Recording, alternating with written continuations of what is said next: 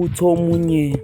yazi dithi kasikuboni nje ukuthi uyaphi nalezi inkondlo zakho ngithi kahle kahle wena uyaphi ngani singahlangani uthi mina ngiyekufeni ngathi kufanele ngoba mina inkondlo zami ezasekuphileni asisoze sabonana nangokhalo omunye okhalweni lakhe ubegcwele izinhlupheko izinsizi kanye nezinkanuko ubudlelwana angenakubona wangena ngoba efuna imali ngichazelela inyiwele ngithi njalo ke nale nkondlweni mongabe ubhala inkondlo ngoba uthi ufuna inkethe kusuke ngasesinkondlo leyo ngaphandle nje mokuthi inti ufuna imali lezo kusuke ngasezizwe inkondlo suke kuwuhluzo wenkondlo mokuthi ubhala ngoba wenzela ubumnandi ukujatshulelwa nabalandeli leya kusesiya inkondlo